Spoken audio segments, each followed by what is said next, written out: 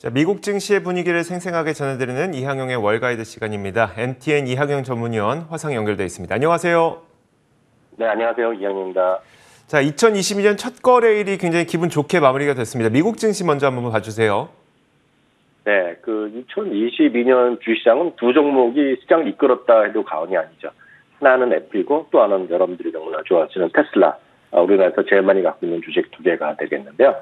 다우지수는 0.6%가 올라갔습니다. S&P 500은 0.34% 올라갔는데요. 나스닥은 1% 넘게 올라가면서 역시 오늘 나스닥 중심의 시장의 반등이 오늘 좀 이어진 하루가 되겠습니다. 섹터별로 보면 기술주라든가 임의소비재, 눈치채셨겠지만 애플이 들어가 있고 테슬라가 들어가 있고요. 오늘 유가도 반등하면서 에너지 주식이 오늘 상승했기 때문에 전체적으로 한 절반 정도는 섹터별로 올라가고요. 절반은 오늘 하락한 날이었지만 상승한 섹터가 워낙 강한 것들이 많았기 때문에 전체적으로 시장은 좀 반등했다라고 이해하시면 되겠습니다. 반면에 미국의 코로나19의 확진자 수는 급증한 거 아닙니까? 7일 평균이 40만 명을 넘어서면서 2주 전 대비 거의 2배가 됐지만 그럼에도 불구하고 시장은 전체적으로 리오프닝, 이번 오미크론을 끝으로 뭔가 좀 끝날 수 있다라는 그런 희망을 보는 목소리가 현실과 상관없이 시장을 좀 지배했다라고 보셔야 되겠고요. 참고적으로 오늘이 이제 1월 4일 정도 1월 4일인데요. 2월에 S&P 500의 추이는 최근 35년만 보여주면 꾸준하게 12월과 1월에 올라갔던, 그러니까 순위 올라갔다는 흐름을 본다 그러면 시장에서 너무 크게 걱정보다는 좀 편안하게 1월까지 보셔도 된다라고 보고 있겠고요. 특히 최근 13년 중에요.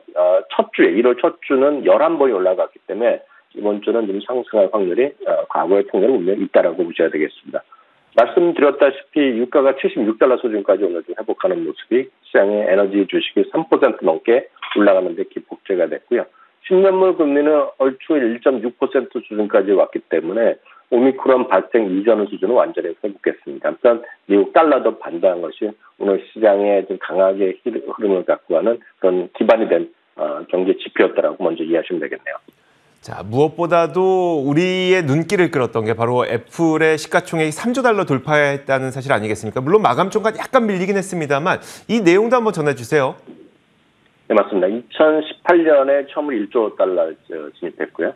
팬데믹이 한참 진행됐던 그리고 막 할까 말까 했던 2018년 8월이었는데요. 그때 2조 달러를 넘어섰고 정확하게 보면 1년하고도 4개월 좀 지났죠. 1년 4개월 만에 드디어 3조 달러를 진입했습니다. 역사적으로 1조 달러도 제일 먼저 시장 역사적으로 1조 달러 됐고 미국 주식에서요. 2조 달러도 물론 제일 먼저였고요. 3조 달러도 제일 먼저 돌파하는 기염을 토했습니다. 2018년 8월 2일 뉴욕타임즈 기사를 제가 구해봤는데요. 재밌어서 한번 찾아봤습니다. 20년 전에 거의 부도 직전까지 갔다는 겁니다. 애플이요. 그렇지만 2007년으로 기억하는데요. 아이폰이 세상에 처음 등장하면서 주가가 다시 부흥하기 시작했고 1조 달러에 진입을 했습니다. 아시겠지만 그 이후에 이제 스티브 잡스가 이제 사망을 하고 팀 쿡이 왔을 때 이제 애플이 모든 것이 끝났다. 그리고 어떤 창조적이고 혁신적인 것이 사라졌다고 얘기했지만 무슨 소리입니까? 애플은 계속 올라갔고요. 애플은 이제 2조 달러도 넘어선 것이 2020년 8월 19일 뉴욕타임즈 기사가 되겠습니다. 여기 내용 보더라도 팬데믹을 뚫고 시장을 선도하고 있다. 그런 내용이었었는데요. 불과 1년 4개월 만에 다시 3조 달러 시대의 어떤 시장에 진입했고요.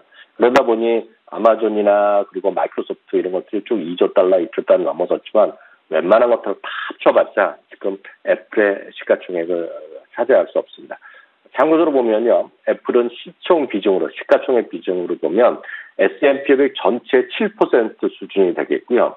이게 놀라울 일이 아닙니다. 전 세계 주식시장에서도 3.3%입니다. 그만큼 애플의 어떤 밸류가 그만큼 커져 있다고 보셔야 되겠습니다. 다만 애플의 이런 압도적인 지위가 계속 이어질까? 이거에 대해서는 함부로 우리가 예견할 수는 없습니다. 물론 긍정적인 전망이 많이 있지만 과거의 사례 한번 볼까요? 1984년에 IBM이요.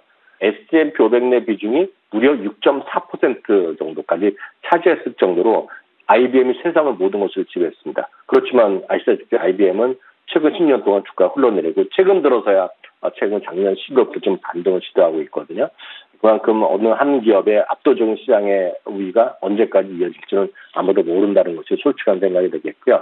월가 26명 애널리스트들이 오늘 현재 21명은 매수, 4명은 보유, 1명은 매도를 보여주고 있고요.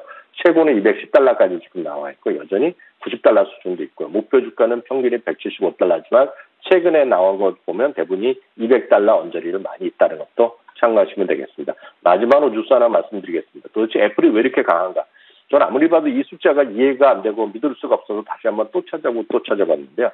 에어팟 여러분들 많이 쓰실 텐데요. 에어팟 3세대 이번에 새로 출시된 거 아시잖아요.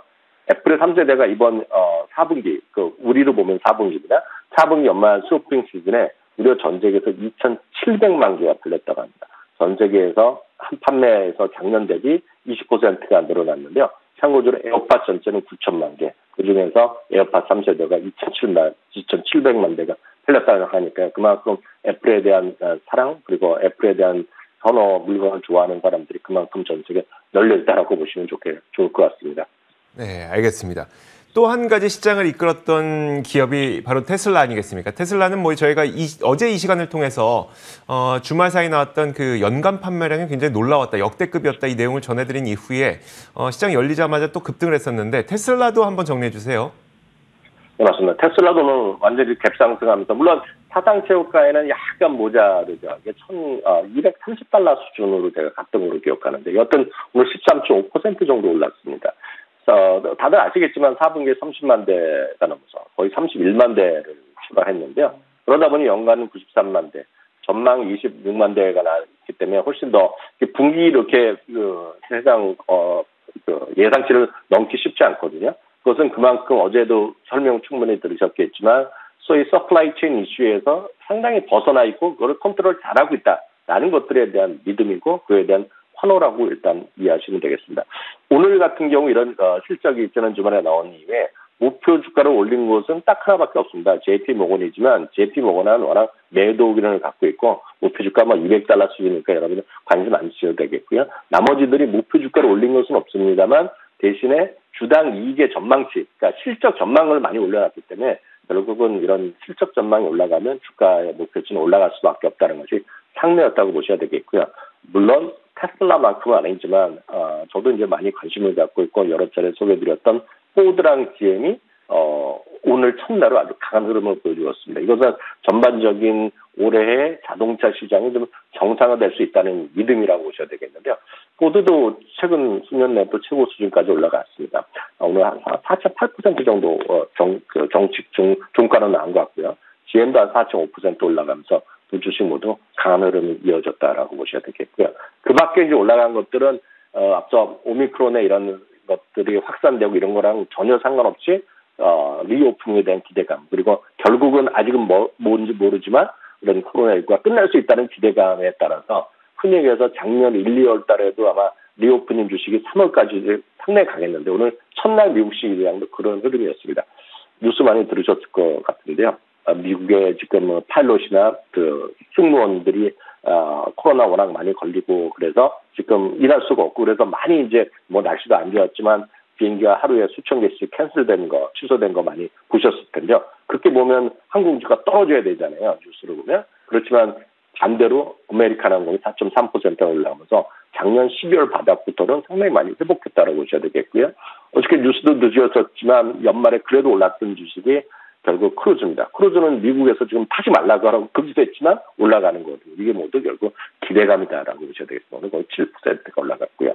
윌리조트 같은 것도 오늘 4% 가까이 올라가는 기염을 토했습니다. 알겠습니다. 자, 이 외의 종목들도 한번 보도록 할 텐데 시가총액 상위 종목들 한번 봐주세요.